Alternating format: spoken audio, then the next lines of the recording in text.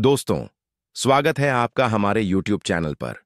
अगर आप भी टीवी के सबसे पॉपुलर शो अनुपमा के फैन हैं और रोजाना एपिसोड्स का डिटेल अपडेट सबसे पहले देखना चाहते हैं, तो चैनल को सब्सक्राइब करना बिल्कुल मत भूलिएगा। आज का एपिसोड बेहद इमोशनल, मजेदार और ट्विस्ट से भरा हुआ था। तो चलिए, बिना देर किए शुरू करते हैं आज के एपिसोड का पूरा अपडेट। एपिसोड की शुरुआत होती है लीला से, जो कहती हैं कि उड़ान तभी भर पाएंगी जब सब बस में बैठ जाएंगे। अनुपमा सभी को बस में बैठने के लिए कहती है।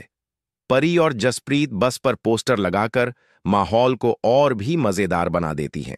लीला गुलाबों को हिदायत देती है कि बस धीरे चलाना।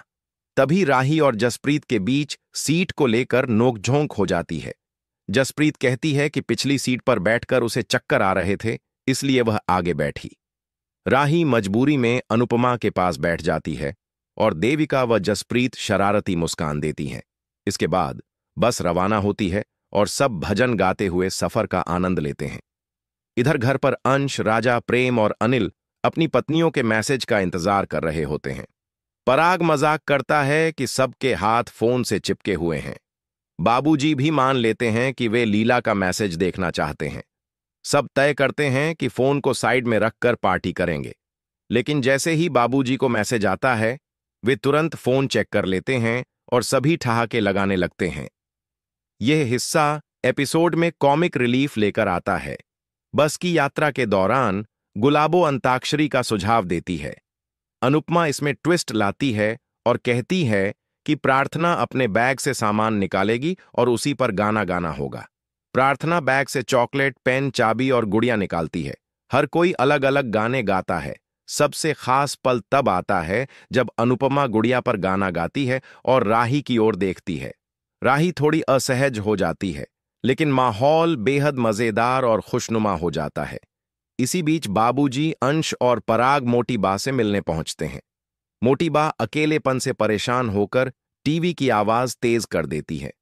जब बाबूजी आते हैं तो मोटी बा पहले तो उन्हें ताना मारती है।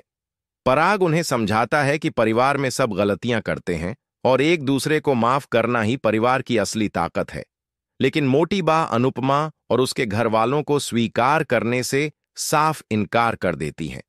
पराग गुस्से में कह देता है कि सबसे ज्यादा जहर तो मोटी बा के मन में ही भरा है। यह सुनकर मोटी बा हैरान रह जाती हैं। एपिसोड के अंत में आता है सबसे बड़ा ट्विस्ट।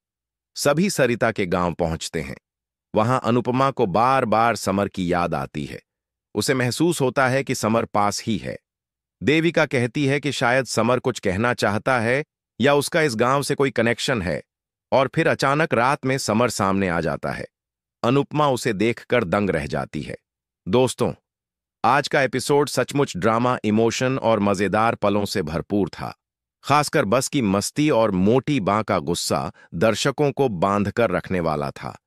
लेकिन सबसे बड़ा झटका समर की वापसी ने दिया, जिसने कहानी को बिल्कुल नए मोड़ पर ला खड़ा किया है।